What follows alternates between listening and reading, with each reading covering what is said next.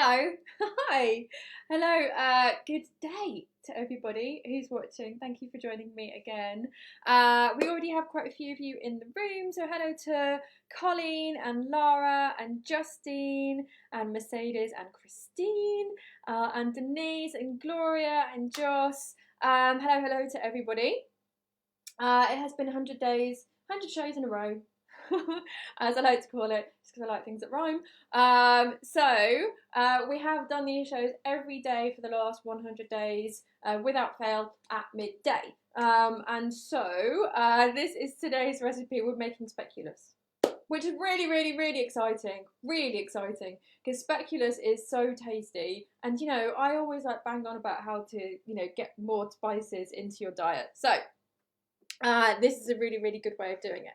Let me just see if we've got any comments. And quick off the mark, Justine has already says, can I make a guess that something to do with the Pro Chef courses underneath the rainbow? You can guess. You're wrong though, Justine. You are wrong. So it is very exciting because today is the day that we launched our Pro Chef course online. So the Pro Chef course is something that I've been teaching for the last 18 months. So we have taught over 50 people how to take their first step onto the ladder of being a vegan chef. So it's quite a fast track course. We don't teach them everything that there is to know about vegan food, because we don't have that long with them. But what we do is we train them how to think like a chef, how to create recipes, how to be creative, really, because there's no point in us just sharing a load of recipes with the chefs. We need to actually help them grow into being creative chefs, so that then eventually they can create their own recipes. So we've just taken that course and translated it to an online course. And we have a huge amount of people joining us for it. So today is the day that we launched that, which is very exciting, if somewhat nerve-wracking as well, I have to admit. So you have to be gentle with me. Didn't get much sleep last night, okay? So let me just see, there are more comments. I think everyone's saying hello, happy 1st of July, and of course happy Canada Day. Happy Canada Day for our Canadian friends who are watching. Khan, hello. Annie, thanks for joining us. Mandy, hi from Edinburgh, hello. Lovely part of the world. Paul, thank you for joining us again. And Anna, thank you. You guys are all celebrating the 100th show. And Karen, thanks for joining again. And Connie said, best of luck to all the students. Yes, absolutely. And just to let you guys know, we don't do things in a normal way on this show. So therefore, we decided to end not with the 100th show, but with the 101st show. Why not? 101. That's a good number. Okay, right, on to today's recipe. Anna says that she's still eating dal. So we made dal a few days ago, and then we made a pilaf to go with it the day after. And the dal is really lovely. Really good for our stressed out tummies at the moment. And our speculoos is a really good thing for our tummy too, because we're going to put tons and tons of spices into it. Colleen asked a really good question and says, for the decorated brownies, are we decorating for 100 or 101? 101. Yes, definitely 101. Okay. Yes, so with our speculoos, they are biscuits that are, I think that they're from Switzerland, actually. I don't know if Catherine is on, but she might be able to tell us whether or not that's true. Or Paul, actually. Paul is a really great researcher. So speculoos, they are very thin biscuits, and loads of spices, as I said. For some people that might seem a bit Christmassy. I know, like, when I give them to Jeff, he's like, oh, it tastes of Christmas. But actually, speculoos is something you can have all the year round, and it's really super tasty. And the seasoning that we're going to make for it is, you're going to make more than we actually need for this recipe. And quite often we end up doing that with spice mixes. For a start, because it's just really handy to have them in the cupboard, so that they're there waiting for you when you want to make something with that spice mix. But also because in the ingredients we might be adding like half a teaspoon of something, or even like a quarter of a teaspoon of something. And therefore, if we really do try to reduce that recipe down, it's going to be very difficult for us to be accurate with it, because we're going to be adding a pinch of it, of that small amount that we need. And then it's kind of like difficult to judge. It is difficult to judge because my pinch is a different size to your pinch. So, hey Patricia, hello. Justine said we could all decorate the biscuits of practice. So I think we have taken Justine, this is brilliant, from like, you know, not being very confident with cooking at the start of our shows to just like really getting stuck in there. It's almost like she approaches the cooking like people do, like a tough mudder. Like she really is going for it, which is amazing to see. And it's great she's coming onto the Pro Chef course with us, and definitely has like that tenacity and passion that chefs definitely need. So Justine, I think that you could decorate the biscuits as practice, but I think it might be a bit unfair to expect everyone to do the same thing. But if you want to, go for it. Absolutely go for it. Josh said, I like the taste of Christmas. Me too. If you want to crack open the mulled wine, make some mulled wine to go with this. Perfect combination. Okay, right, so on to our spice mix. And as I said, we're going to be making more than we normally would do. So this is my spice mix that I have already made of Speculoos. So let's take you guys over to our ingredients. Oh, and just to say as well, actually, Justine says it's an excuse to cover it in chocolate. She covers everything in chocolate. Oh, and Denise said that she shared it. Thank you to everybody who does share these lives. It's a really huge help, and thank you to Paul, who lets us know how we can do it, or reminds us how we can do it, because you know, the more people that get to know this information, the better, really. And just to say that with this Speculoos seasoning, you can use it for other things, so you don't just need to use it in these biscuits.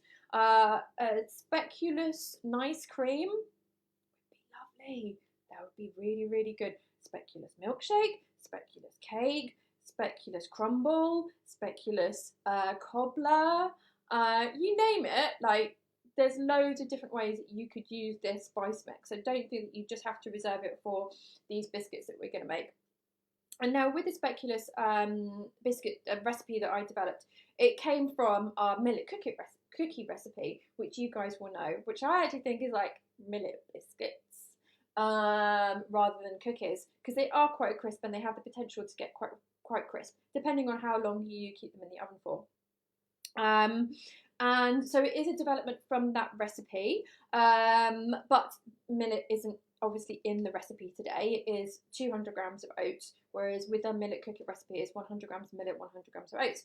But I just wanted to make it easier for you guys, because you're more likely to have oats at home, or be able to get hold of them, then you are able to get millet. So that is the option. And also the other difference with this recipe to the millet cookie recipe is that we're going to make them really thin. And I'll show you a really easy method for doing that, because there is just a really simple trick to it, basically. So, but we'll get into that in a bit. Khan says, anyone got ideas what my jokes could be about today? Why don't you just do like jokes about vegans, and then that can just be like us like owning the vegan jokes and kind of finding them funny. You know, it's like that old joke of like, how do you know that someone's vegan? Because they tell you within 2 minutes. Funny, huh? Funny, very funny. And Denise says, this was my mother's favourite biscuit / cookie. Oh, lovely. That's great. That's really great. Oh, and Colleen said Speculoos isn't thin in the US, except for Trader Joe's carries Speculoos spread, which is like peanut butter. Yes, absolutely. And Jeff, thank you for joining from work today. And Linda is one of our graduates, so thank you for joining us as well. Okay, so... And Jeff says we're speculating. He loves a pun, that man.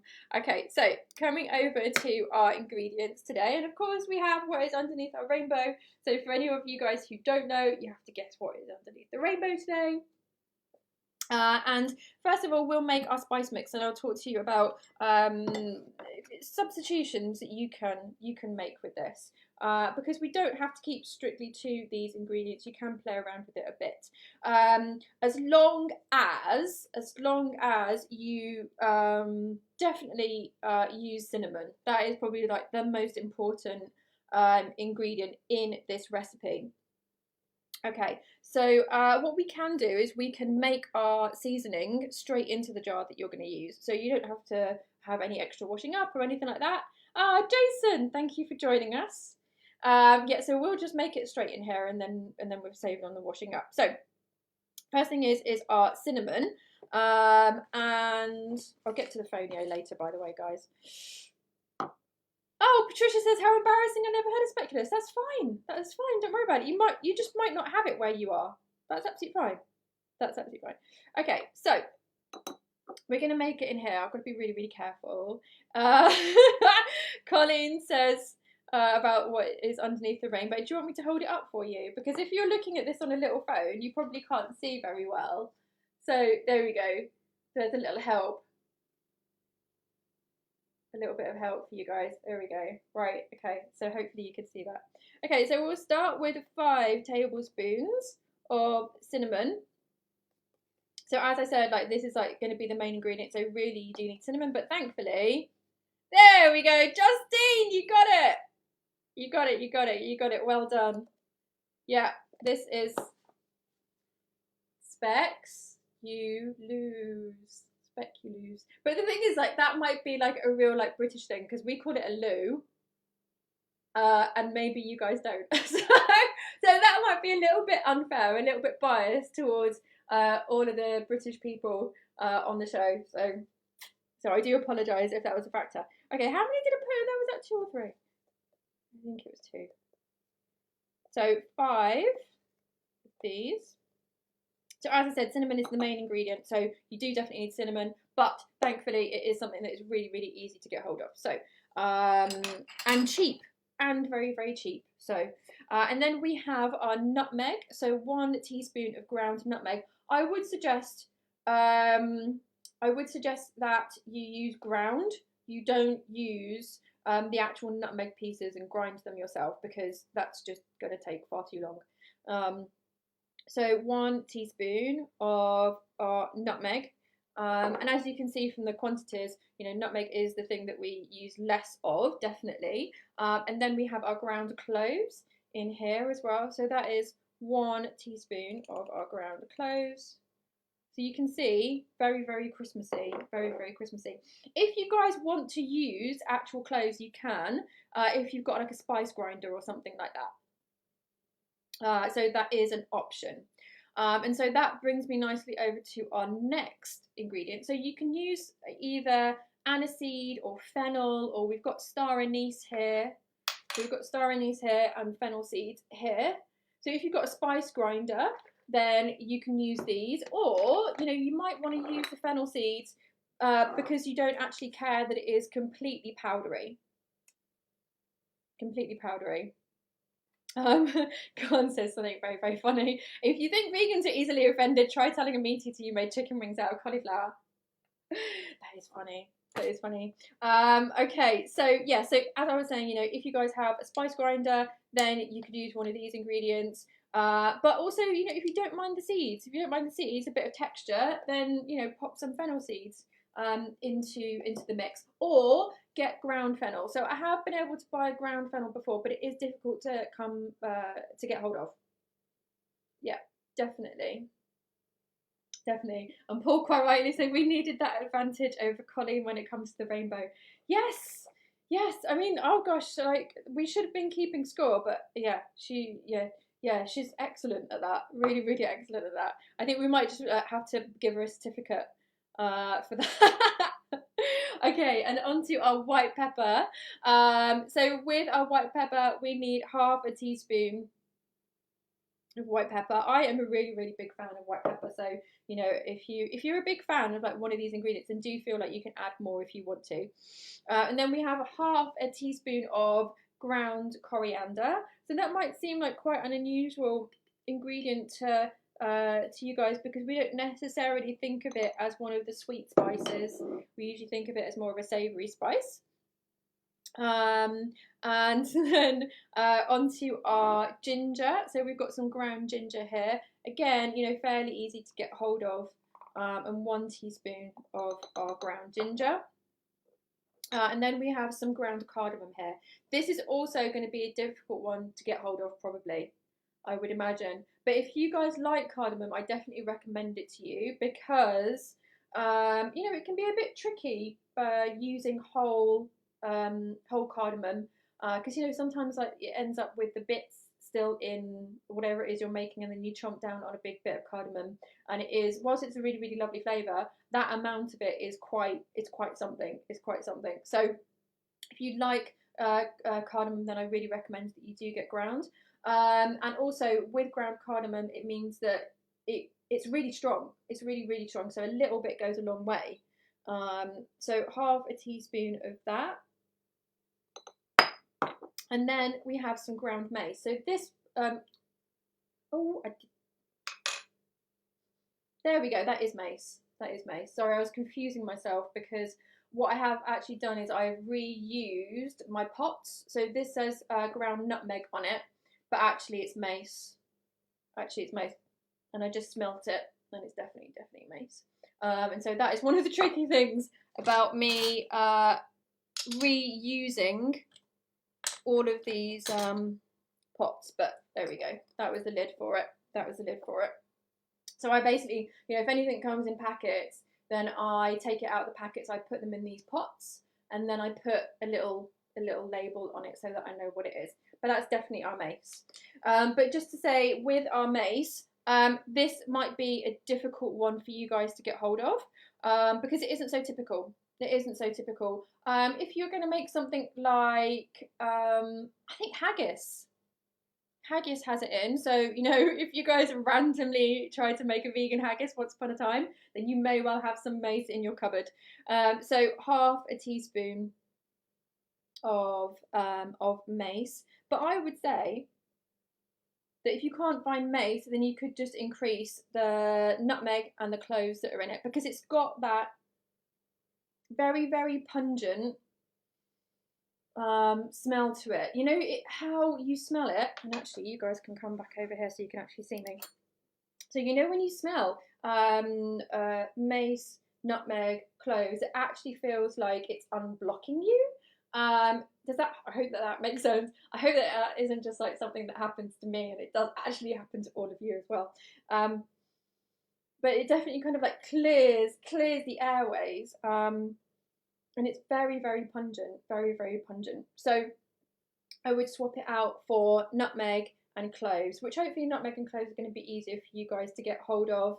As I said, you know, with the fennel aniseed, you can use the seeds if you want to. If you can find ground fennel, then do. I've got to buy some more actually because it is a really, really useful ingredient, especially for me because I really, really love fennel. And actually, that I find that really fascinating because fennel is really, really good for your tummy. And it's a flavour that I really like. And so what that says to me is that my body is actually trying to be really helpful to me, and it's pushing me in the direction of things that actually help the problems that I have with my body, which I just think is amazing. Absolutely amazing. Okay, so let's see if Joss said that only got cardamom seeds. Okay, so you could pop them into a pestle and mortar and grind them, but to be honest, you know, with this mix, like really the most important thing is the cinnamon, that you've got something like nutmeg or cloves, that you have some pepper in there. So I've got white pepper in there, but you could put black pepper in there. That's absolutely fine, more likely to have that probably. The coriander, the ginger, fairly easy to get hold of. If you don't have the cardamom, don't worry too much. If you don't have the mace, don't worry too much. So, you know, you can kind of like pare it back, but because there's so many different flavours going on in that, you'll be fine. You'll be fine. Don't just use cinnamon though. Don't just like take out all the other ingredients. Oh, I'm just going to use cinnamon. No. So, that's not the lid for that. Silly. Where's my lid? Right, okay. There it is. There it is. Justine says my body tells me to eat chocolate.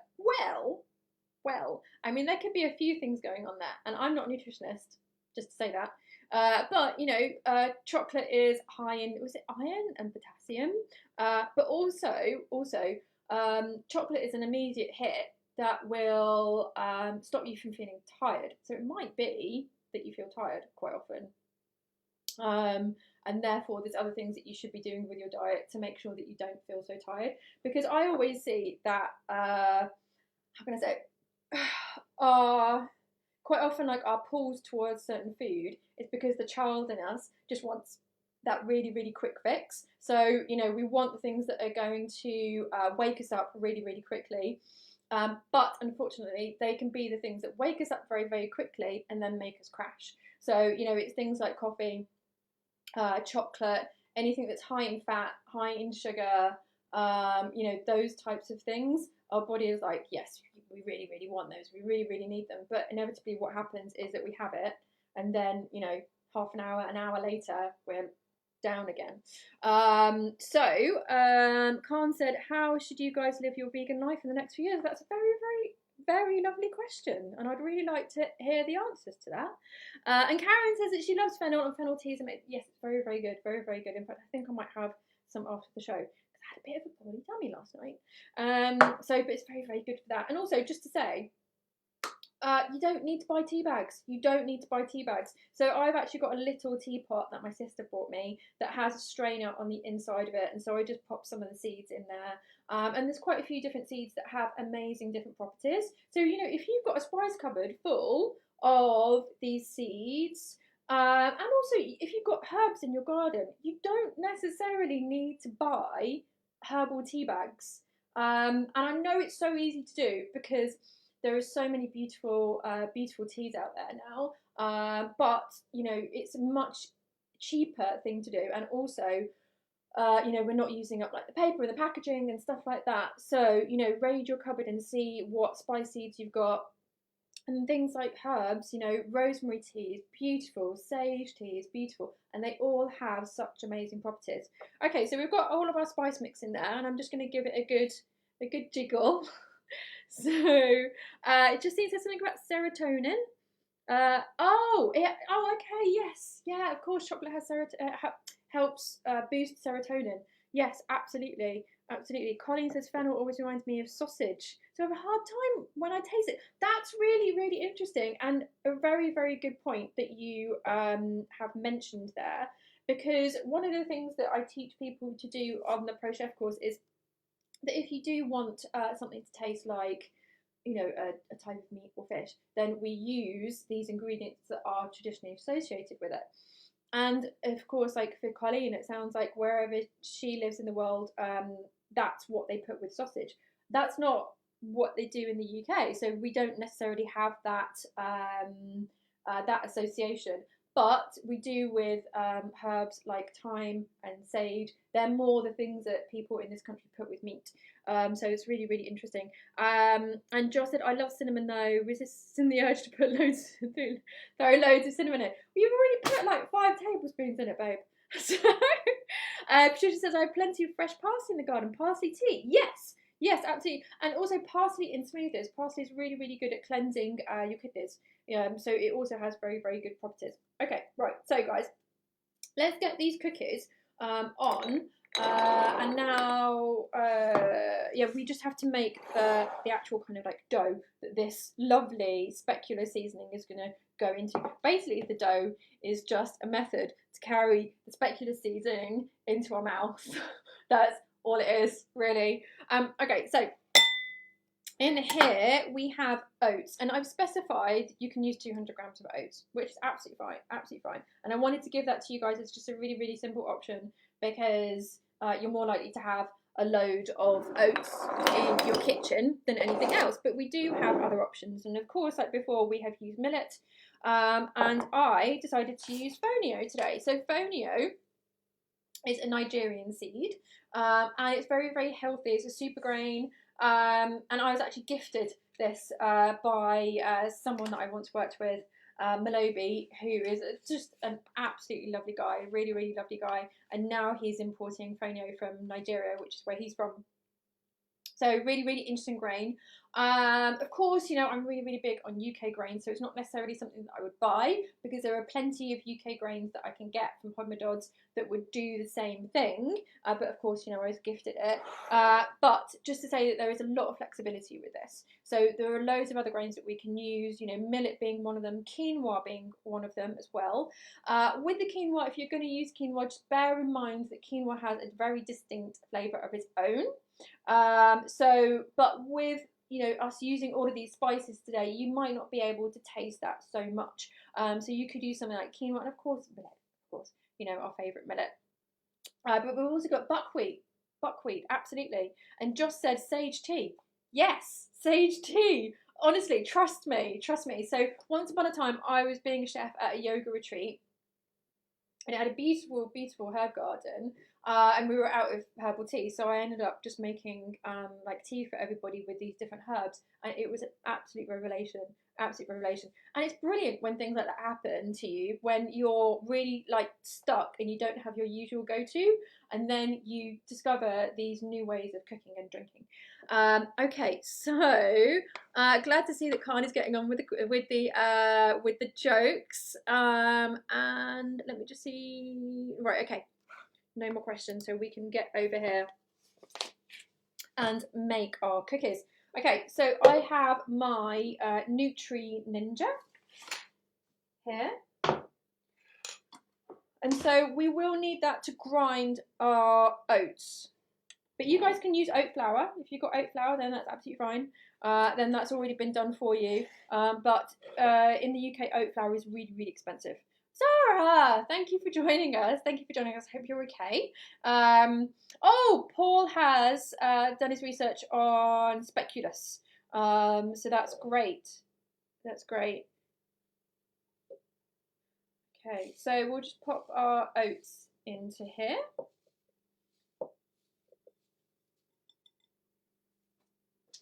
And you could do this in the chopper attachment of a hand blender as well, or any type of food processor. Should do it. And then I've got my fonio here, and I'll just show you guys what this looks like. So basically, it looks a bit like very, very fine couscous. Very, very fine couscous. And you can use it interchangeably. So however you use couscous or quinoa, then you could use this. And it's very, very quick to cook. Very, very quick to cook. Oh, and Karen says that she's never tried rosemary tea, but she loves rosemary. That's great. That's really, really good. I'm glad that just something that I said like offhand can help you guys. Okay.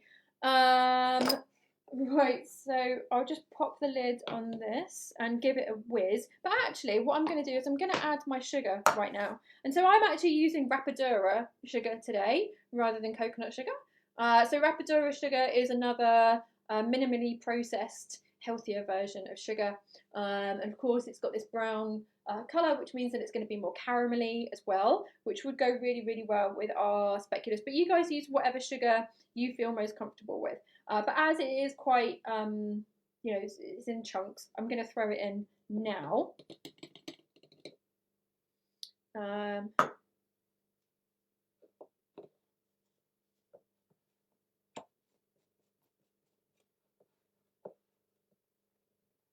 Okay, right, so now we'll just give it a whiz in here. There we go, and you can see it a bit better.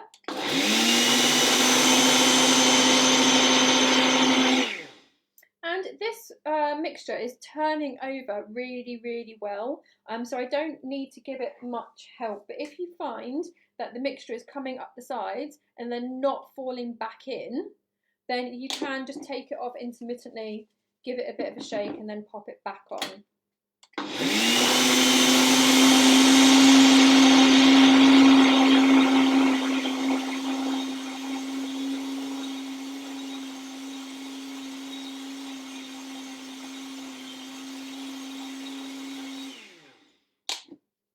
There we go.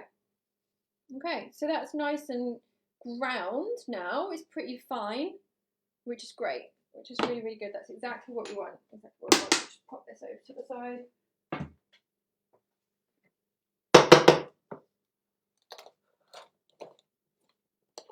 Okay. Right, there we go, guys. That's looking pretty good to me. Didn't take long at all. But this high-speed blender is great. It's really, really great for this type of thing. Okay, so now we're going to get a nice wide bowl and pop our flour and sugar into it. So if anyone is cooking along at home, do be aware that I did just add the sugar into that. So it's the sugar and the ground oats in there, and also I've added my ground fonio in there, but you guys might just be using oats.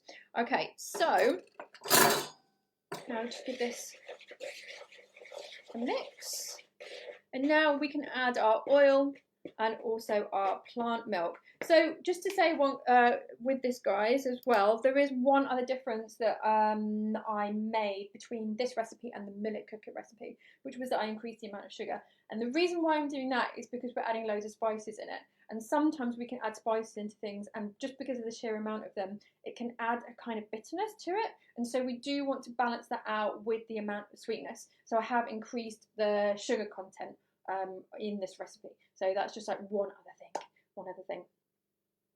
Joss said flour, question mark, am I missing something? So this is the oat flour and the fonio flour. So I just ground them. So maybe you didn't hear me say oat, but yeah, it's oat flour that we've made using our blender or whatever it is you guys are using. Okay, so back over to our bowl, and now we can add our oil and milk. With this recipe, it doesn't matter what type of plant milk it is. Any type of plant milk will be absolutely fine. So I just grab my tablespoon here, make a little well in the centre. There we go. And add 3 and 3. Let's see how that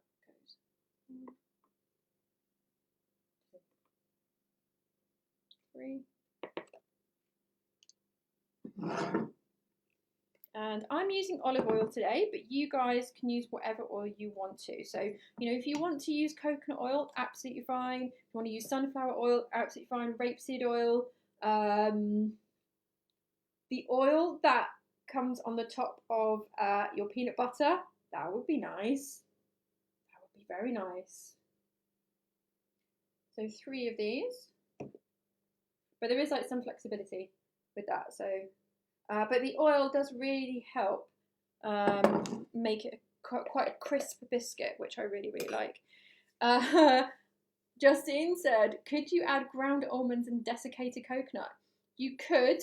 Be careful with the quantities though. If you're going to add something like ground almonds, then I would reduce the amount of oats that's going into it. Otherwise, you'll have too many dry ingredients, too wet. So you'll be playing around with the ratios a bit too much. So yeah, if you're going to add ground almonds, then do just reduce the amount of oats that are in it.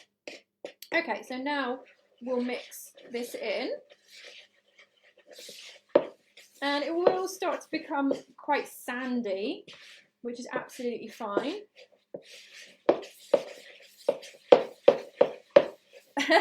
Just said, oh, someone said peanut butter. Yeah, absolutely. Because I know some people, when you get like a big jar of peanut butter, they like to take off that oil that collects on the top, but using that for cookies is really, really something quite special. Okay, so you'll get to this point, and it will feel like it's, you know, still a bit too dry, but it's absolutely fine, don't worry about that. It will come together.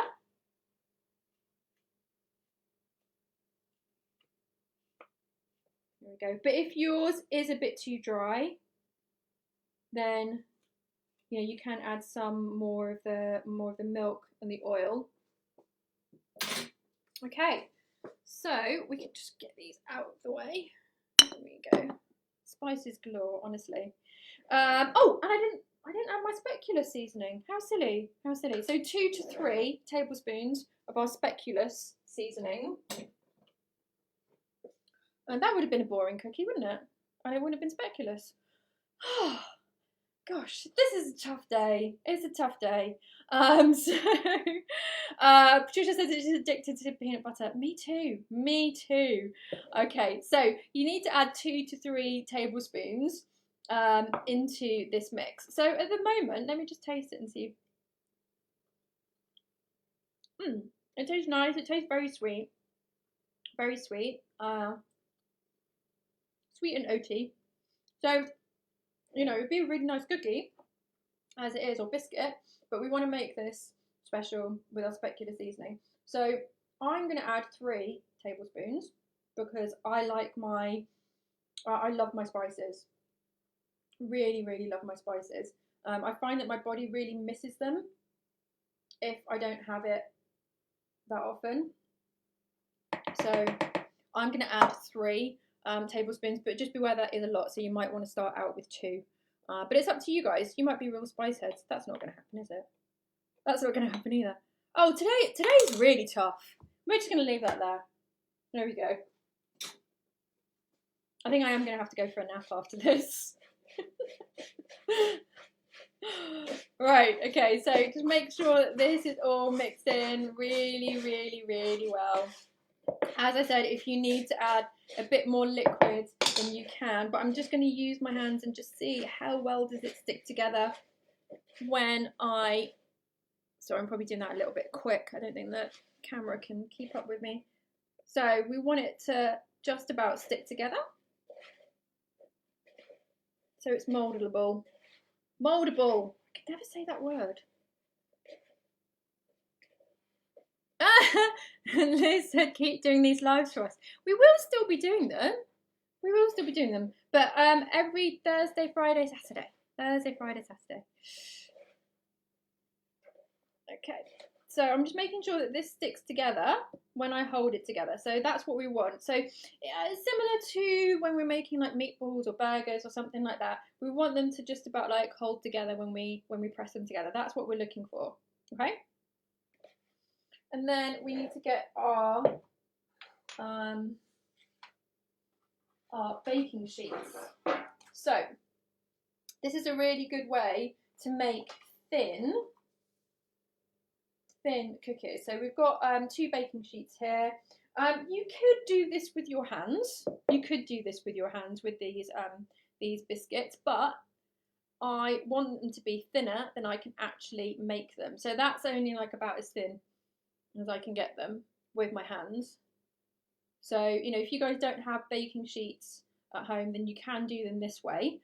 But I'm going to show you the method of doing them with our 2 baking sheets. Molly, welcome, welcome, welcome. So Molly has joined our course. So welcome. So Molly, there is also Justine here and Annie who are both doing the course with me.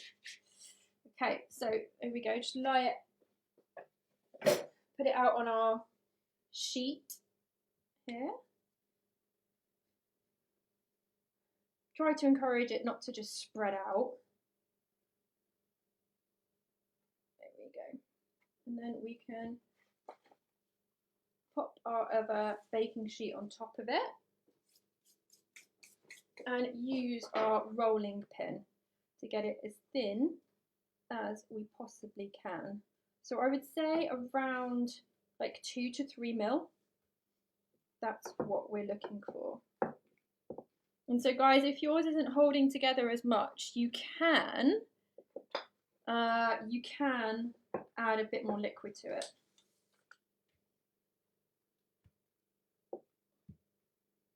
So I don't know if you guys can see from there how this is doing, but it is getting thinner and thinner. I'm just being really, really careful with it. So once this is thin, we will bake it as a whole sheet. And then after, let's say about 5 minutes, we can then cut it into pieces. So we don't want to cut it into pieces at the moment, because if we do that, then you know, it's quite crumbly. So we want to just allow it to dry out a bit more in the oven, and then we'll cut it. Okay, so the force that I'm using is helping it to hold together more.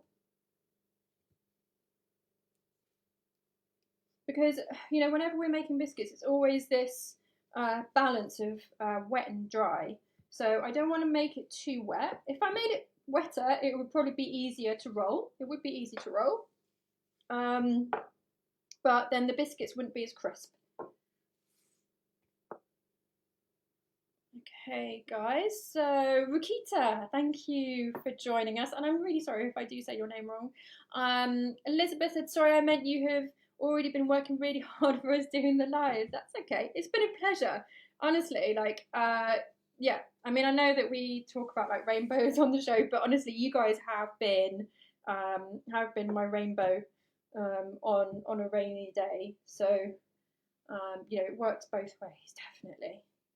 Definitely. And it's just been great to see how, like, just to get to know you guys more, and also just to see the evolution of some of the people that have been watching the show and making the recipes, you know, and how they have become more confident and, you know, played around more and got to know each other as well. I mean, I think I said to you guys before, like, I love being able to just look at the comments and see you guys chatting independently to each other. It's lovely, really lovely. Okay, so there we go. That's what we're looking for, and then we can pop that onto our baking tray. But I'll show you guys how to put it onto the baking tray, because there is a technique to that. There's always a technique.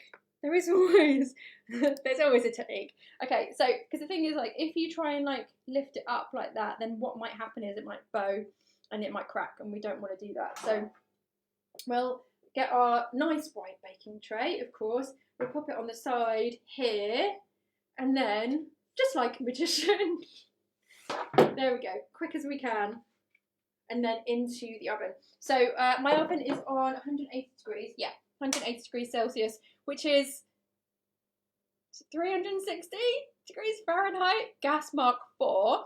We're just going to pop it in for about 5 minutes and let it dry out a bit, and then we'll cut it, and then we'll cut it. Okay, so any questions at all at the moment? Annie said, I've learnt so much. Good.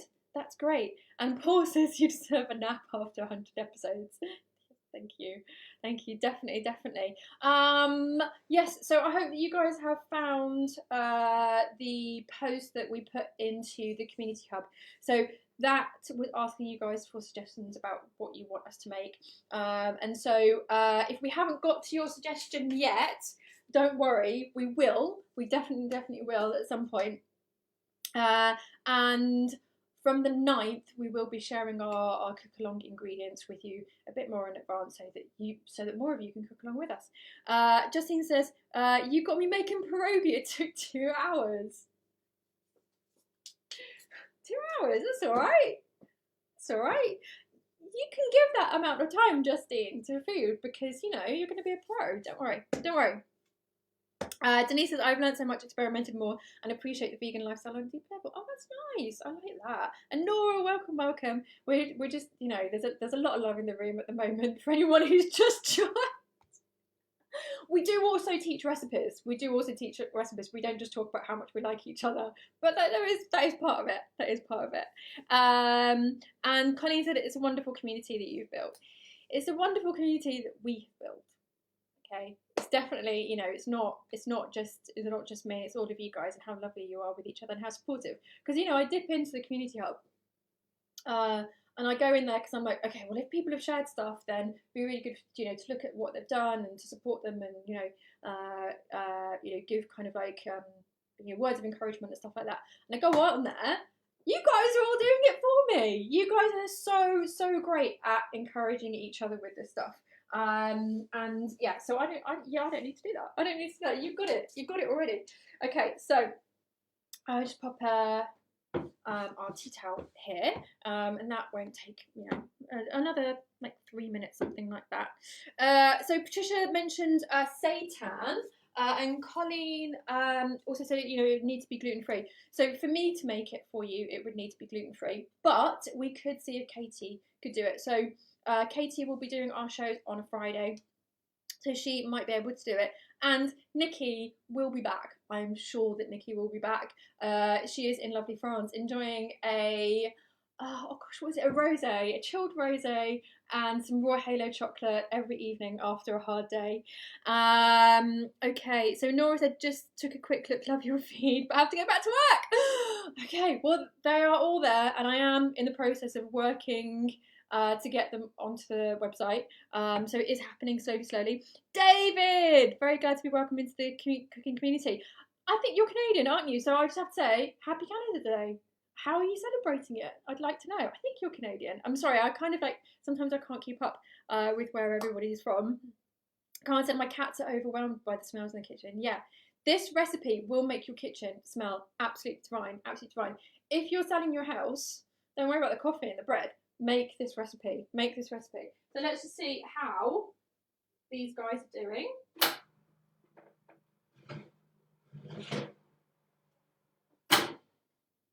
Okay, so we can cut these. Let me bring you guys to the overhead cam so that you can see. So, nice sharp knife, and there is, of course, a method to doing this as well. So I'll start just doing this end here, and I cut mine into rectangles, but you guys can cut your speculoos into whatever shape you want. That is absolutely fine. Just I like doing it in rectangles because there's no wastage. You know, if you do it in circles, then there is wastage, and I don't want to waste any of this. No, definitely not. Definitely not. Jeff will be very pleased to know that I'm making speculoos today, and that when he comes home from a hard day at work, it's like these will be waiting for him. Because honestly, they lasted maybe 2 days at a push in my house. They are really, really easy to eat, and really good for dunking in your tea. Again, I don't know whether that's like quite a British thing or not. So if anybody else is watching and they are not from the UK and they dunk their biscuits in their tea, then please do let me know. I would be fascinated to know whether it is a very British thing or whether people from other countries do it as well. Okay, so I always start with the halfway mark. I don't know if you guys have noticed that, but it is so much easier for our brains to work out the halfway mark.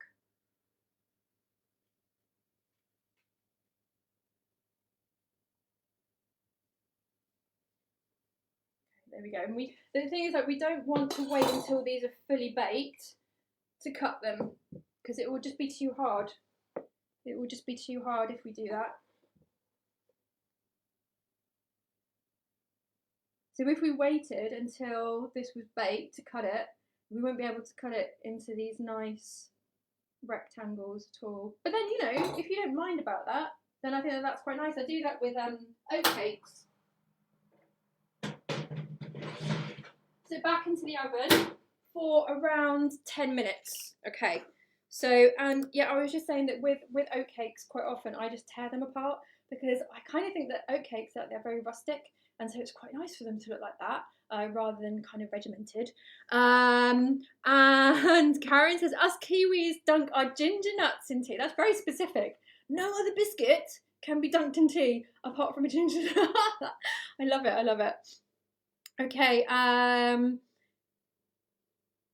And Paul said, an advanced pro chef course could entail telling jokes while cooking. I will try. I would definitely try for you. Justine said, yummy. I get home to these. Hopefully Joss hasn't put too much cinnamon in. Yeah, Joss, like, do you know, chill on the cinnamon thing, because there is already a lot of cinnamon in it. Melanie said, oh, yummy. Really makes the ginger flavour. Oh, yes. Yes, absolutely. And Colleen says, are you cutting all the way through or just scoring? So it is pretty much all the way through. But I'm mindful of the fact that I've got a reusable baking sheet on there. And I have already kind of semi-destroyed this one with a pizza that I made, which is really, really silly of me. I didn't realise, you know, that it would go through. So I was being quite careful with those, you know, that I didn't go through the biscuit fully. I didn't go through the baking sheet.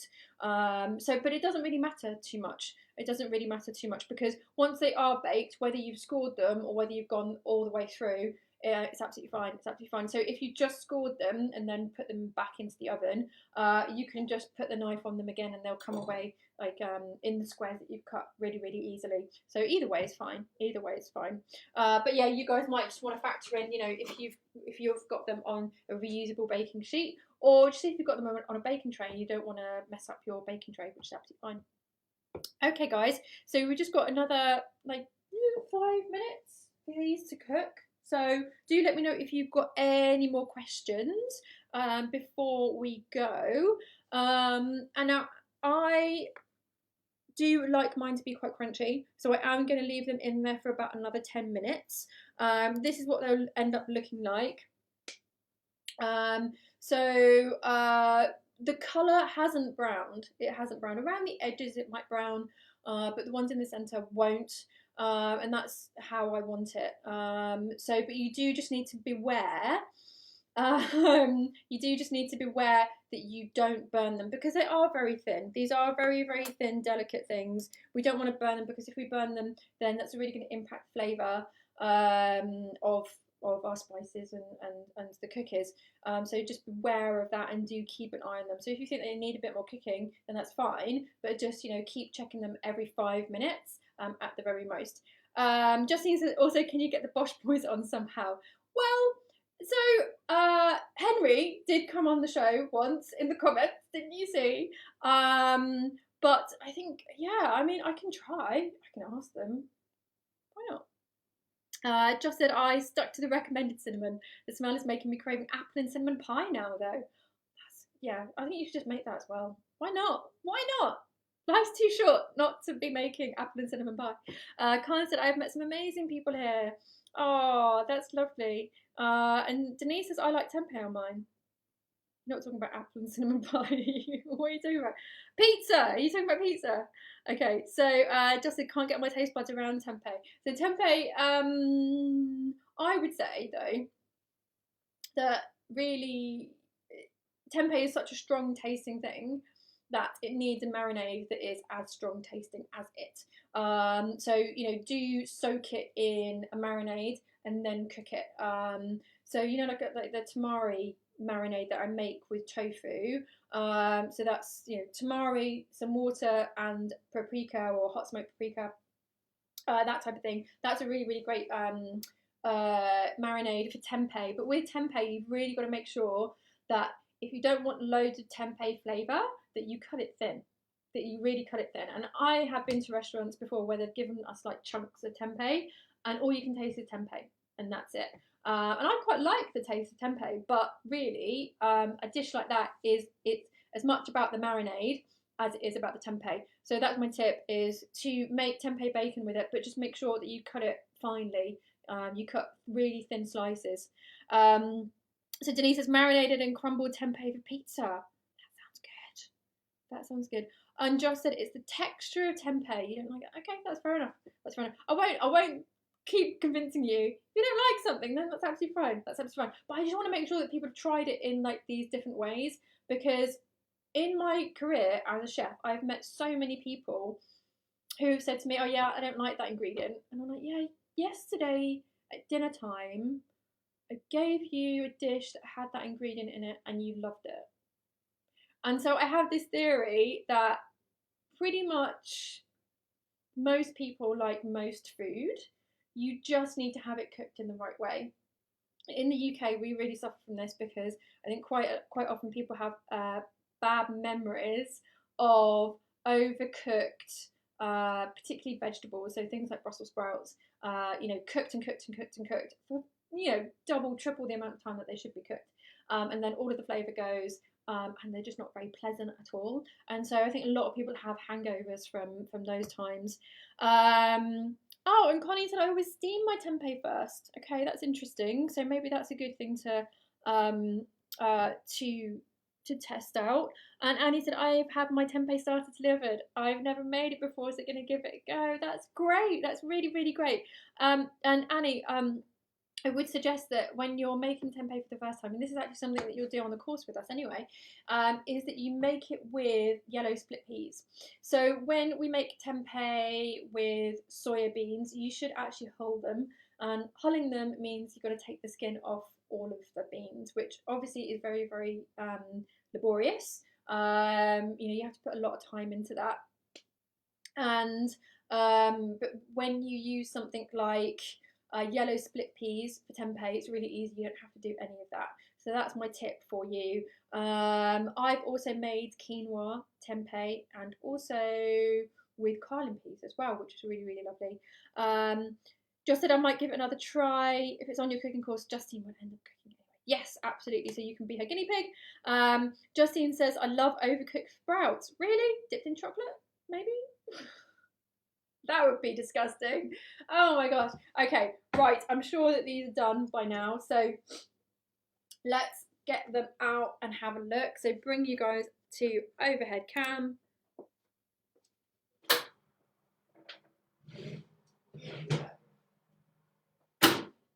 Okay guys, there we go. And these are done. How lovely do they look and smell? I know, I'm sorry that you can't smell it. Sorry that you can't smell it because it absolutely smells lovely. Really, really lovely. Really, really lovely. This is, yeah, and so we'll just pop our knife in there, and if it isn't quite cut all the way through, it will be really easy to cut it now. There we go. Okay. So you'll see, around the edge it does go a bit browner. And so you guys have got to judge, how crisp you want your biscuits. So, if you want them crisper, then you might want to just leave them in for a bit longer. And in fact, I think that I will leave mine in for a little bit longer. Just make sure that they are really crisp. So there we go. Okay. So there we go, guys. So I will take one out, and then I can actually try that, because otherwise Denise will tell me off.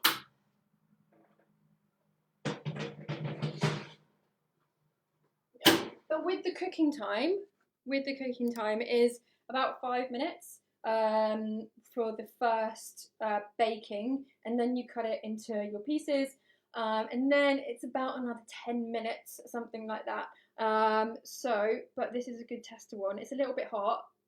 It is a little bit hot, so I'm trying, Denise, honestly, I'm trying. I've got like 2 minutes. It's going to cool down, I promise. I don't want to burn the roof of my mouth again. Burning the roof of your mouth is horrible. Really horrible. Don't want to do that. Okay. Right, nearly there. Just said, I am sure it will be better than the barbecue ones we tried in Holland Barrett. Okay. And Justine said, oh my God, sprouts dipped in chocolate. Well, it might be a thing. It might be great. You have to try it. Let me just see if I have missed any questions whilst I was getting them out of the oven. Okay, right. Okay, so here's for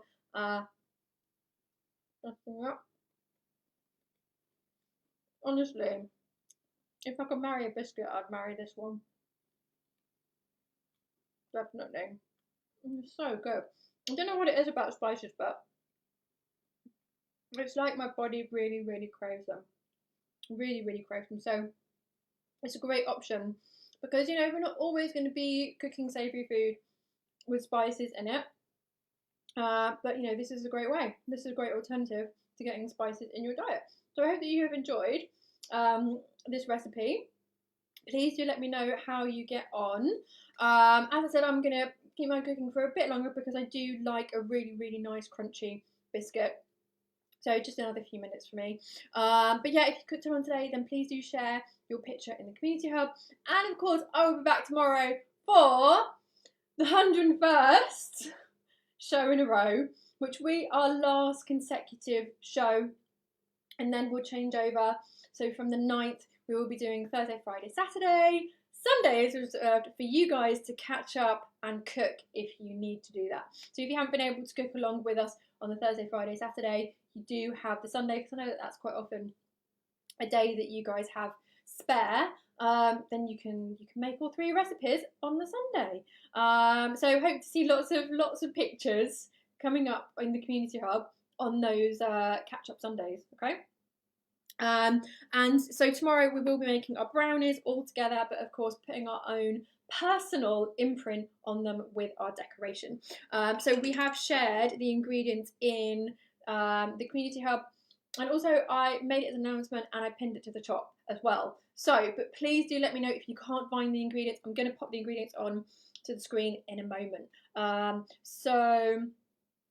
Oh, Colleen said once we go back to normal hours at work, I won't be able to watch live. Oh, that's a shame. I'll catch up every day on replay. Okay. So thank you so much for spending this time with me. And as always, guys, have a lovely day.